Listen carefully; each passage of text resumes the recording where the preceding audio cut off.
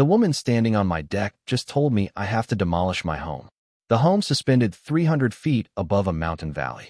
The glass and timber masterpiece that cost me everything. My savings, my marriage, 5 years of my life. Her name is Linda Marshall, HOA president. Designer heels. Cold smile. Legal papers in her manicured hand. 30 days, Mr. Thornton. Tear down your Skybridge or face a $400,000 demolition bill and lawsuit. I'm 3 miles from any HOA neighborhood. My property borders national forest. I personally verified every law, every regulation, every single permit before breaking ground. But she found one microscopic loophole buried in a 1987 document. And she's weaponizing it to destroy me. Not for safety, not for community standards, but because my Skybridge blocks the view of her secret multi-million-dollar luxury resort. Stay until the end because my revenge is absolutely surgical. And Linda Marshall never sees it coming. Real quick, where in the world are you watching this from?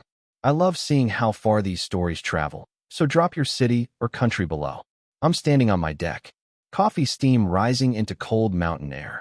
The sun is cresting over the Blue Ridge peaks, painting everything gold and crimson. This is mine. Every timber beam, every pane of glass, every square foot of this impossible structure suspended 300 feet above the valley floor. My name is David Thornton, 42 years old, architect by trade, dreamer by necessity. 5 years I saved for this place. 2 years I spent building it. Permits, engineering reports, environmental impact studies. I did everything right. The Skybridge connects 2 cliff faces I own outright. No neighbors, no subdivisions, just me, the eagles, and endless green mountains rolling toward the horizon. The lake below catches the sunrise. Diamonds scattered across dark water. This place cost me everything. My marriage ended halfway through construction. Sarah couldn't understand the obsession. Called it my glass coffin in the sky. Maybe she was right about the obsession part, but wrong about everything else. This isn't a coffin. It's freedom. I take another sip of coffee. The morning is perfect. Silent except for wind through pine trees and the distant cry of a red-tailed hawk. Then I hear it. Tires on gravel. My private road. The one that climbs 3 miles up the mountain from the county highway. Nobody comes up here.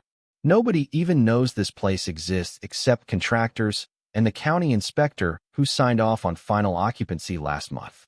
I walk to the railing. Look down the winding driveway. A white Lexus. Crawling up the switchbacks like a predator stalking prey. My stomach tightens. The car parks beside my truck. The door opens. Designer heels on gravel. That sound. Click, click, click. Sharp and deliberate. She's mid-50s. Blonde highlights. Pressed blazer despite the mountain heat. Sunglasses that probably cost more than my truck payment. And that smile. The kind that never reaches the eyes. Mr. Thornton? Her voice is honey over razors. Linda Marshall, HOA president. I apologize for the unannounced visit, but we have a rather urgent matter to discuss. HOA. The word hits me like a fist. I'm not in an HOA, I say. Calm. Steady. I'm 3 miles from the nearest neighborhood. This is private land. Her smile doesn't falter. That's what we need to clarify. She walks toward my deck like she owns it.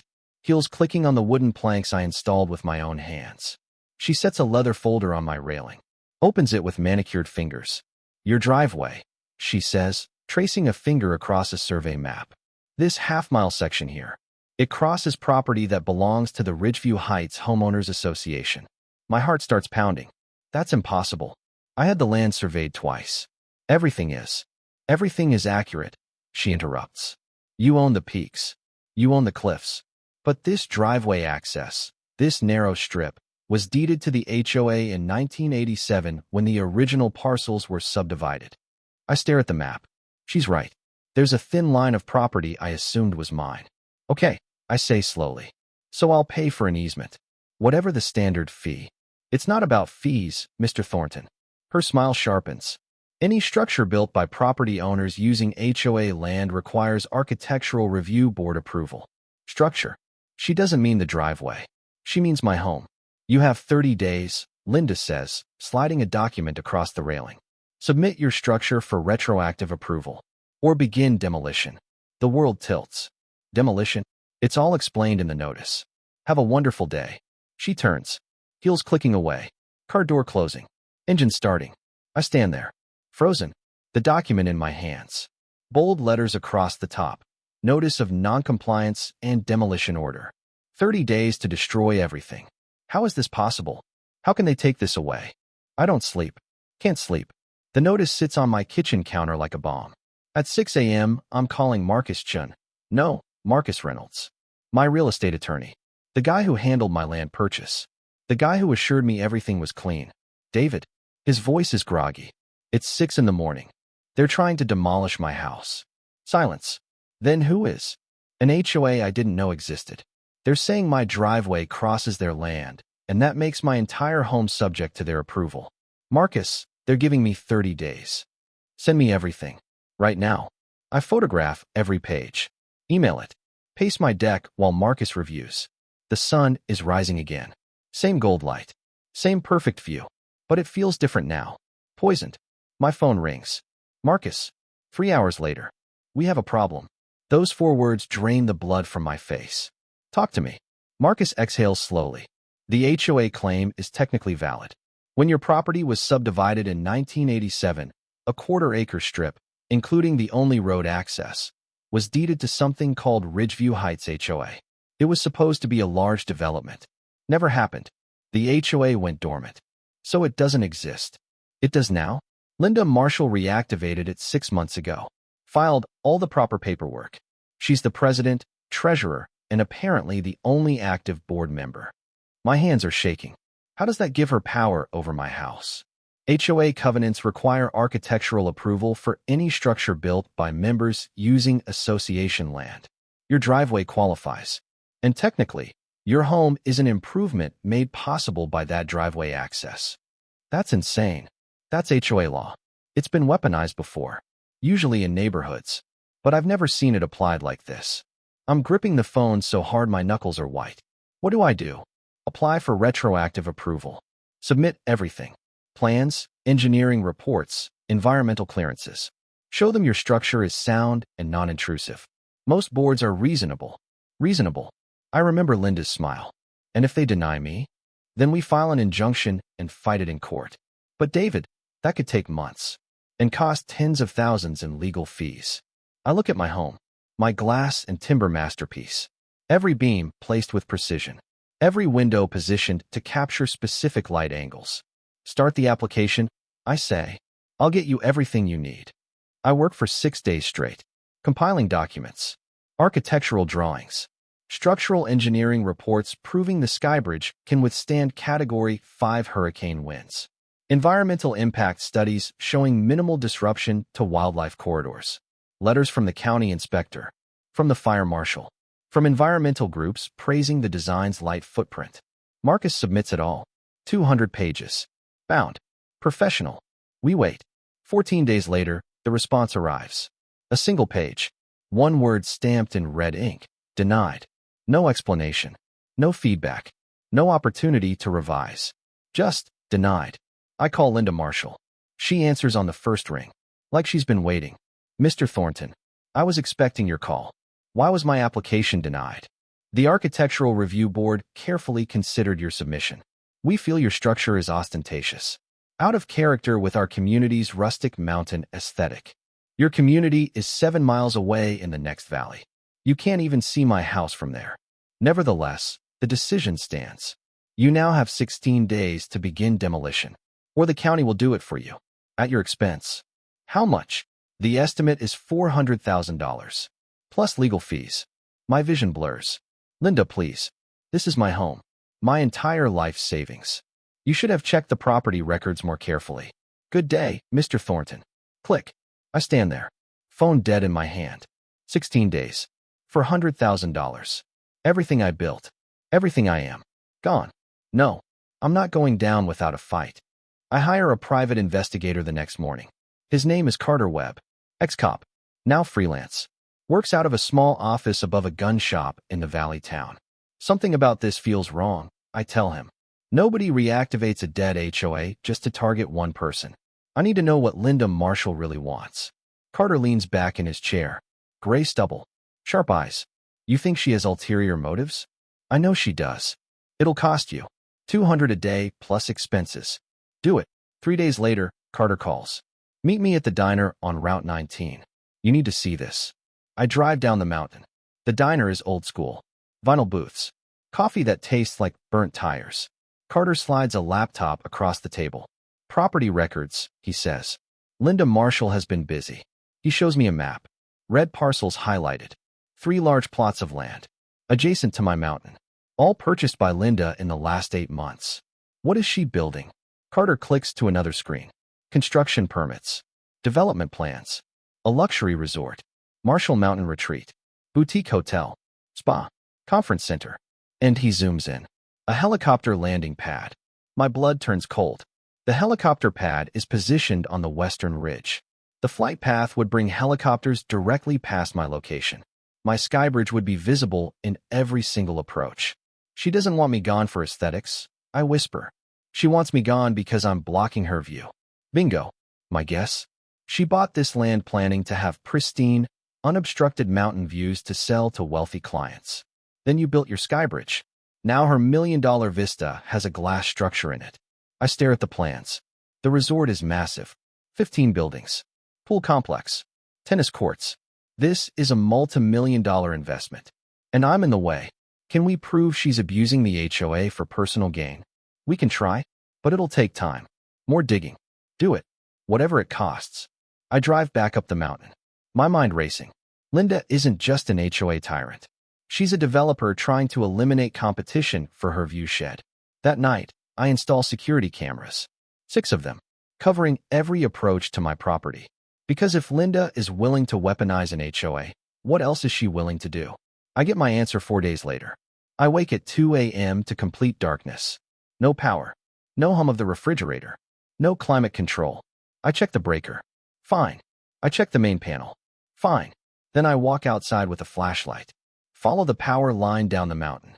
200 yards from my house, I find it. The line is cut. Not broken. Not fallen. Cut. Clean slice through the insulated cable. This wasn't an accident. This wasn't weather. Someone climbed my mountain in the middle of the night and sabotaged my power. I call the sheriff. Deputy Anderson arrives at dawn. Young. Skeptical. Could have been an animal, he says, examining the cut. Bears sometimes. Bears don't use wire cutters. He looks at me. Uncomfortable. You got any enemies, Mr. Thornton? Just one. I tell him about Linda. The HOA. The resort. The demolition order. He writes it down. But I can see it in his eyes. He thinks I'm paranoid. We'll patrol more regularly, he says. In the meantime, get that line repaired. The electrician arrives that afternoon. Looks at the damage. Goes pale. This was deliberate, he says. Someone knew exactly where to cut to disable your power without triggering alarms. Can you fix it? I can. But whoever did this, they can do it again. I pay him. He repairs the line. That night, I don't sleep. I sit on my deck with a baseball bat across my lap, watching the darkness. Waiting. Marcus files an emergency injunction. Asks the court to halt any demolition until we can present our case properly. The hearing is scheduled 4 days before my deadline. County courthouse. Small town. Wood paneling and fluorescent lights. Smells like old paper and floor wax. I arrive early. Marcus meets me in the hallway. Shared office attorney. Good guy, but outgunned. Because Linda Marshall arrives with 3 lawyers. Not local attorneys. Big firm. Tailored suits that cost more than my truck. Leather briefcases. They move like sharks. We enter the courtroom. Judge Crawford presiding. Gray beard. Reading glasses. He looks tired. Like he'd rather be fishing. Let's make this quick, he says. Linda's lead attorney stands. His name is Vincent Ashworth. Silver hair. Commanding presence. Your Honor, this is a straightforward matter of property law and HOA covenant enforcement. Mr. Thornton built an unauthorized structure. The HOA has clear jurisdiction. He was properly notified. He applied for approval. He was denied. The law is on our side. He presents documents. The original HOA covenant. The property survey. The denial letter. Then he presents photographs. Photos of my Skybridge. But they're wrong. The images are manipulated. Photoshopped. My Skybridge looks massive. Intrusive. The angle makes it appear to loom over a residential neighborhood. A neighborhood that doesn't exist anywhere near my property. Objection. Marcus jumps up. Your Honor, these images are falsified. The actual structure. Judge Crawford waves him down. I'll determine what's admissible, counselor. My stomach drops. Vincent continues. This structure is a safety hazard, an eyesore, a violation of community standards established in 1987. We're not trying to punish Mr. Thornton. We're protecting the community. He sits, confident. Linda takes the stand. She's dressed perfectly. Conservative blouse. Minimal makeup. She looks like a concerned citizen. Ms. Marshall, Vincent says, can you explain why the board denied Mr. Thornton's application? Her voice trembles. Actual tears in her eyes. We're not heartless, but our community has standards. We have children, families. We've worked hard to preserve the natural beauty of these mountains. Mr. Thornton's structure, it's just too much. Too modern. Too imposing. Children. Families. Complete lies.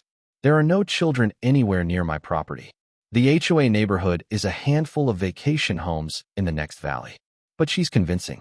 She dabs her eyes with a tissue. Judge Crawford looks sympathetic. My turn. Marcus calls me to the stand. I present the truth. Engineering reports. Environmental studies. Photos, real photos, showing my Skybridge is invisible from the HOA neighborhood. I explain the viewshed issue. Linda's resort plans. Judge Crawford glances at my documents. Barely reads them. Mr. Thornton, he says, I appreciate your creativity, but the law is clear. HOA covenants are legally binding. Your structure requires approval. You were denied. The association has the right to enforce compliance. But, Your Honor, the HOA is being weaponized for personal. That's not for this court to determine. Your injunction is denied. You have 14 days remaining. If demolition doesn't begin, the county will enforce the order. At your expense. The gavel falls. Sound like a gunshot. I sit there. Numb. Marcus touches my shoulder. We'll appeal. We'll. I don't hear him. I'm watching Linda. She's in the hallway. On her phone. Laughing. She sees me. Smiles. Waves. Like she just won a game. I walk past her. Out into the parking lot. The mountain air feels wrong now. Suffocating. 14 days to demolish everything. Or $400,000 I don't have. I drive up the mountain. Hands shaking on the steering wheel. When I reach my Skybridge, I just sit in the truck. Staring at what I built. What they're going to take away. Midnight. I'm sitting in my Skybridge living room. Lights off. Just me in the darkness and the 300-foot drop below. Everything I worked for. Gone. I've already contacted demolition companies. The quotes are devastating. $60,000 minimum. Maybe $80,000. Just to tear it down safely. Money I don't have. I could let the county do it. But then I'm on the hook for $400,000. They'll put a lien on my land. I'll lose everything. The peaks. The cliffs. All of it. My phone buzzes. Text message. Carter. Check your email. Now. I open my laptop. Hands shaking. Carter's email has a scanned document attached. The paper is yellowed. Faded. Dated 1987. The original HOA covenant. Found this in the county archives, Carter's message says. Basement records. Nobody's looked at these files in 30 years. Read Section 7. I open the PDF. Scroll through pages of legal language. Section 1. Purpose and formation. Section 2. Membership requirements. Section 3. Architectural review standards. I keep scrolling. Section 7. Jurisdictional boundaries. My heart starts pounding. I read it once. Then again. Then a third time. The HOA jurisdiction shall extend to all improvements, structures, and modifications made to properties utilizing association-maintained roads and common areas, as defined by the boundary markers established in County Survey 1987 to 2004. All structures beyond said boundary markers, including but not limited to those existing in vertical airspace above the established boundaries, are explicitly excluded from architectural review authority. Vertical airspace. My hands are shaking so badly, I almost drop the laptop. I call Carter. He answers on the first ring. You see it. Tell me I'm reading this right. You're reading it right. The HOA has jurisdiction over your driveway. That part is true. But your actual house, the Skybridge itself, exists 200 vertical feet above the boundary line. What does that mean legally? It means the HOA covenant explicitly excludes structures in vertical airspace above their jurisdiction. Your Skybridge isn't just outside their horizontal boundaries. It's outside their three-dimensional jurisdiction entirely. I start laughing. Can't help it. It's manic. Desperate. Relief flooding through me.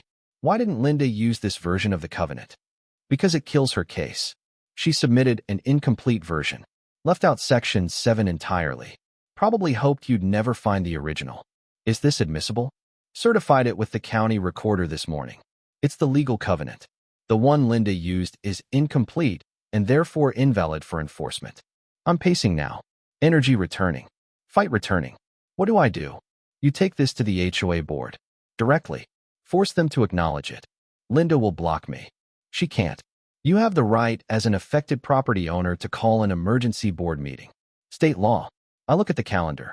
11 days left. Set it up. I'm going to war. The emergency HOA board meeting is scheduled for Saturday morning. Community center in the valley. Linda tries to block it. Files complaints. Sends threatening emails.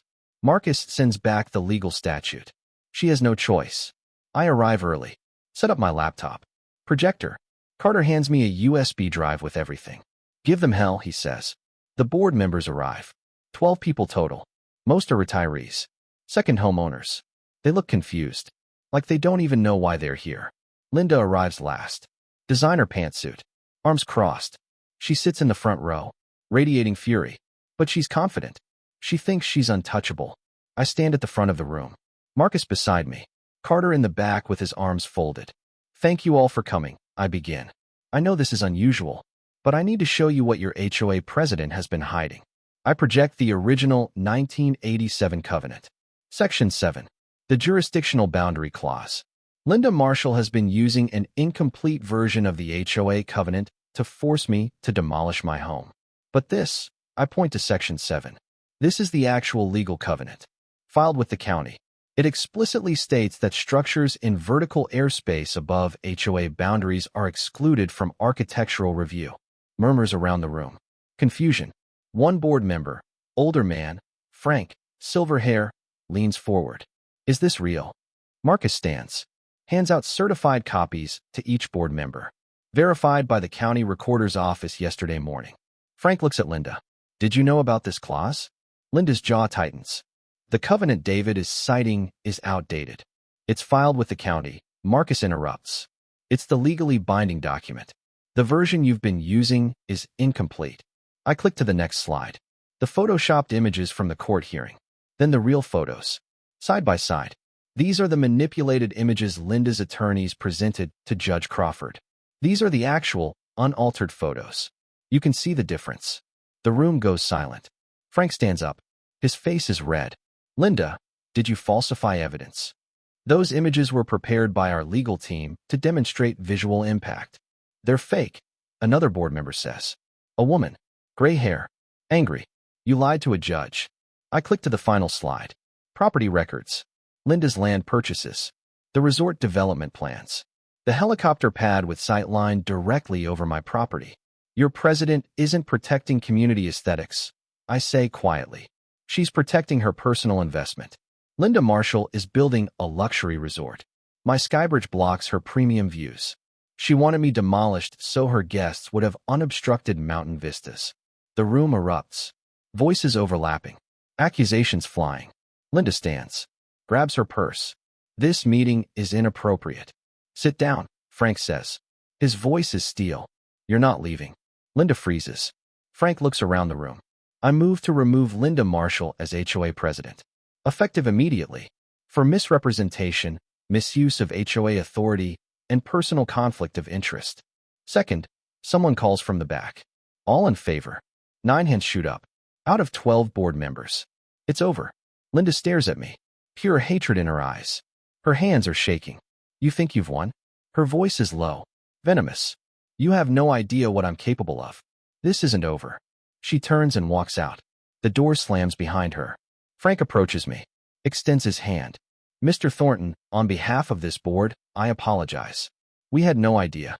We'll issue a formal letter immediately acknowledging your home is outside our jurisdiction. I shake his hand. Relief crashes over me like a wave. Thank you. I drive up the mountain. The sun is setting. Gold and crimson light pouring across the valley. I stand on my deck. My home. Still mine. But Linda's words echo. You have no idea what I'm capable of. That night, I sleep in my Skybridge for the first time in 3 weeks. At 3 a.m., I wake to the sound of shattering glass. Someone just threw something through my window. Glass everywhere. Glittering shards across my bedroom floor. Cold mountain air rushing through the broken window. I grab my baseball bat. Heart hammering. Run to the window. Nothing. Just darkness and wind and 300 feet of empty air. Then I see it on the floor. A brick. Red clay. Wrapped with paper and rubber bands. I pick it up. Unfold the note. Block letters. Black marker. You'll regret this. My hands shake. Not from fear. From rage. I call the sheriff. Same deputy. Anderson. He arrives at dawn with the sunrise. Takes photos. Files a report. Picks up the brick with gloved hands. Probably kids, he says. It's not kids. I show him the note. He reads it. His expression doesn't change. Could be anyone. Vandalism happens. You want to press charges when we find who.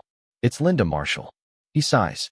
Mr. Thornton, I know you've had issues with the HOA, but throwing accusations. She threatened me yesterday. In front of 12 witnesses.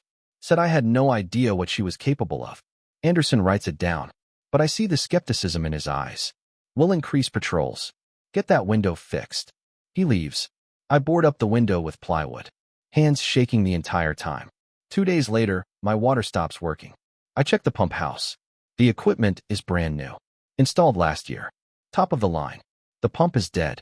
Catastrophic failure. I call the technician. He arrives that afternoon. Opens the pump casing. Goes pale. Mr. Thornton, someone poured sand into your intake valve. What? He shows me. Fine sand packed into the mechanism. Deliberate. Precise. This wasn't an accident. Someone knew exactly how to kill this pump.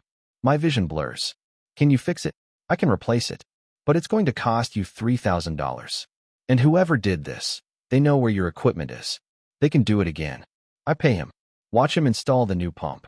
That night, I barely sleep. Every sound makes me jump. Wind through trees. Animals moving in the brush. At 2 a.m., I smell smoke. I run outside. My tool shed is burning. Small fire. Contained. But growing. I grab the extinguisher from my truck. Spray foam everywhere. The flames die. The shed is destroyed. Tools melted. Damage maybe $2,000. But it's not about the money anymore. It's about the message. Linda wants me terrified. Wants me to abandon my home voluntarily. I call Anderson again. He comes. Takes more photos. Writes another report. Could be electrical, he says, examining the charred wood. There's no electricity in that shed. He looks at me. Tired. What do you want me to say? Without evidence. Without witnesses. Then help me get evidence. I install motion sensors. Floodlights. 6 more security cameras covering every angle of my property. My Skybridge is becoming a fortress. Carter calls 3 days later. I found something. Linda hired a guy. Ex-con. Arson on his record. Name's Kyle Brennan. I have photos of him near your property 2 days ago. Send them to the sheriff. Already did. I wait. Days pass. Nothing happens. Anderson calls. We're investigating. But we can't arrest someone for being near your property. He has an arson record. Being an ex-con isn't illegal. We need proof he committed a crime. The fires continue. Small ones. My trash cans. A pile of scrap lumber. Never close enough to the house to trigger serious investigation, but close enough to keep me awake. On edge. Paranoid. One night, I catch him on camera. Dark clothes. Hood up. Moving through the trees toward my propane tank. I grab my bat and run outside screaming. He bolts. I chase him 50 yards into the forest before he vanishes into darkness. I stand there, breathing hard, alone in the black woods. Sheriff arrives an hour later. We'll patrol more frequently, Anderson promises. But I know the truth now. I'm alone up here, and Linda Marshall isn't stopping. Not until I'm gone. I make a decision. If the law won't help me, maybe the public will. I contact Channel 7 News. Local station out of Asheville. They send a reporter. Young woman. Mid-20s. Hungry for a story. Her name is Rachel Kim. I meet her at the base of my mountain. Show her the driveway. The destroyed shed. The boarded window. Then I take her up to the Skybridge. She steps out onto the deck. Stops. Stares. This is incredible. The view is perfect today. Endless mountains. The lake sparkling below. Eagles circling thermal currents. And they want you to demolish this. I tell her everything. The HOA loophole. Linda's resort plans. The falsified evidence in court. The sabotage. The fires. The threatening note. Rachel records it all. Takes video of my home. The glass corridors. The engineering reports. This is bigger than I thought, she says. This isn't just an HOA dispute. This is corruption, intimidation, possibly arson. Can you air it? Give me 3 days. The story runs on Thursday evening news. 6 o'clock broadcast. Local architect terrorized by HOA president's illegal campaign. Rachel does good work. Shows my Skybridge in all its beauty. Interviews Marcus about the legal manipulation. Even gets a statement from Frank, the new HOA president, condemning Linda's actions. Linda declines to comment on camera, but they show her resort construction site. The helicopter pad. The view shed Linda's trying to protect. The story goes viral. Not just local, regional, then national. By Friday morning, it's on Reddit, Twitter, Facebook. My Skybridge photos are everywhere. People are furious at Linda. Supportive of me. Hashtag Skybridge Justice Trends. Messages flood my phone. Emails. Donations through a GoFundMe someone set up without asking me. Strangers offering legal help. Architects praising the design. People sharing their own HOA horror stories. Linda tries to respond. Gives an interview to a competing news station. I'm the victim here, she says. Tears in her eyes again. David Thornton has orchestrated a smear campaign because he didn't get his way. I've received death threats. My business is suffering because of lies. But the internet doesn't buy it. The evidence is too clear. The photo's too damning. Someone digs up Linda's past. Previous lawsuits. Other people she's sued. A pattern of using legal threats to get what she wants. Her resort's social media pages are flooded with negative comments. 1-star reviews before the place even opens. Then the Attorney General's office calls. Mr. Thornton, this is Deputy AG Patricia. No, I need a different name. This is Deputy AG Sarah Feldman. We're opening an investigation into the Ridgeview Heights HOA conduct, specifically regarding potential fraud, misuse of association funds, and falsification of legal documents. My hands shake. What does that mean? It means if we find evidence of wrongdoing, there will be consequences. Criminal charges are possible. How long will the investigation take?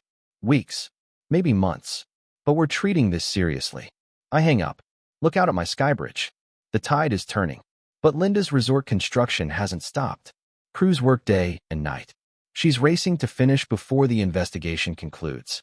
And then I get an idea. A risky idea. Maybe insane. If Linda wants unobstructed views so badly, what if I gave her the opposite? What if I expanded my Skybridge? The original architectural plans included a second span. An observation deck extending further into the valley. Glass floors. Panoramic windows. I shelved it because of cost. But now I have donations. Support. People who want to see me win. I call my structural engineer. How fast can we build phase 2? Construction begins in April. Spring in the Blue Ridge. Everything green and alive and beautiful.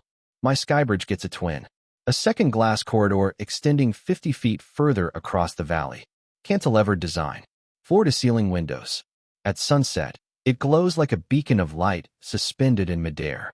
The engineering is flawless. The permits are perfect. County inspector signs off on everything. And yes, it's directly in Linda's sight line now. Impossible to miss. I make sure everything is legal. Every permit filed. Every environmental clearance obtained. Every building code satisfied. Linda tries to stop it. Files emergency complaints with the county. Claims the expansion violates sightline regulations that don't exist. The county planning office reviews her complaints. Denies every single one. The structure is outside HOA jurisdiction. The county planner tells her in a letter I obtained through public records. Mr. Thornton has complied with all county building codes and zoning requirements. There is no legal basis to halt construction. I watch Linda's resort construction from my new observation deck. She's a quarter-mile away, down in the valley. Her helicopter pad is nearly finished. One morning, I see her, standing at the construction site, staring up at my Skybridge through binoculars. I step out onto my new glass deck. Wave. She lowers the binoculars. Even from this distance, I can see her fury. Her resort opens in June. Grand opening. Champagne. Ribbon cutting. Local politicians. Minor celebrities. The promotional photos are beautiful. Luxury accommodations. Infinity pool. Spa facilities. But in every single photo, my Skybridge is visible in the background. A modern glass structure cutting through their rustic mountain paradise. The reviews start coming in.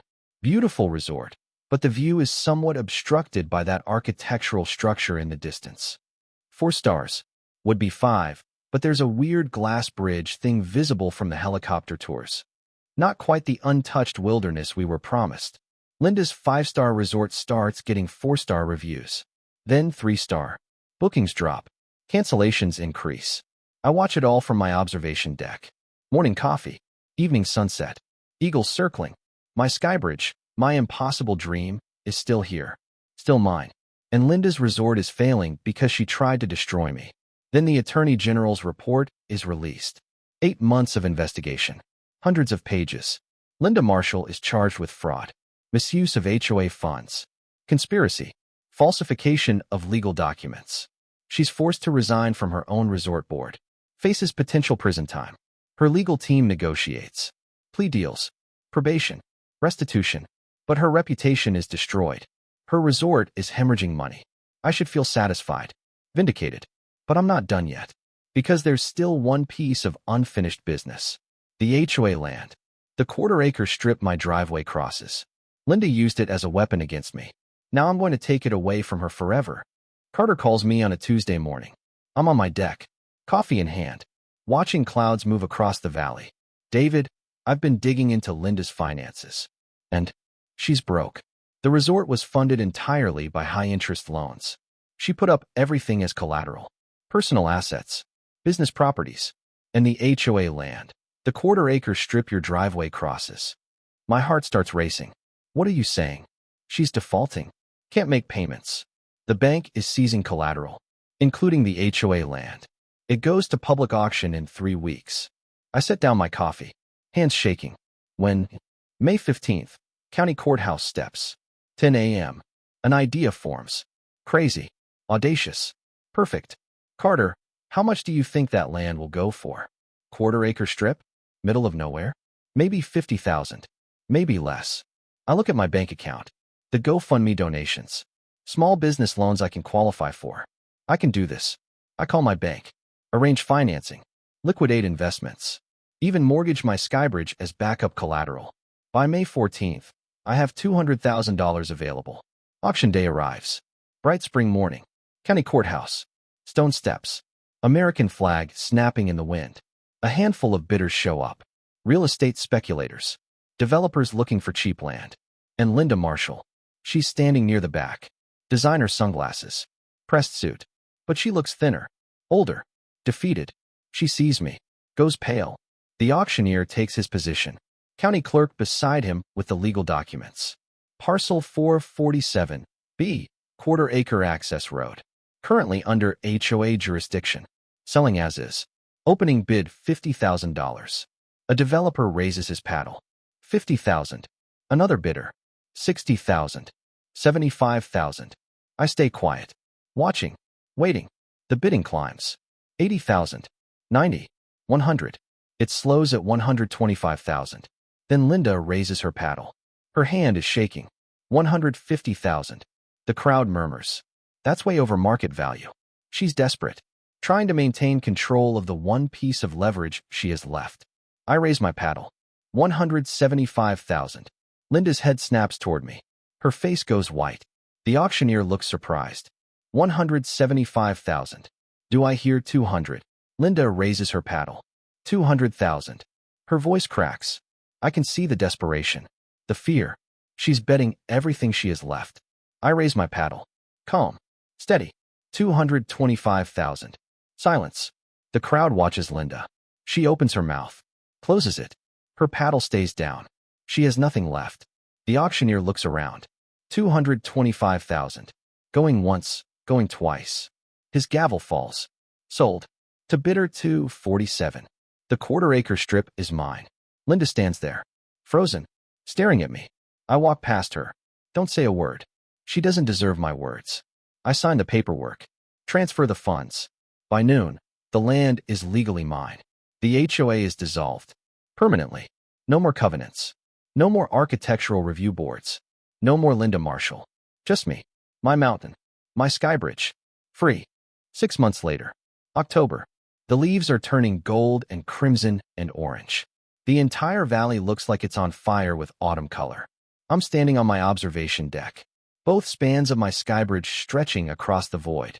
Glass and timber and impossible engineering. The HOA land is now part of my property. I had the deed recorded. The boundaries redrawn. No more loopholes. No more threats. Linda's resort filed for bankruptcy in August. The property was sold to a conservation trust. It'll remain wilderness forever. No development. No helicopter pad. No luxury spa.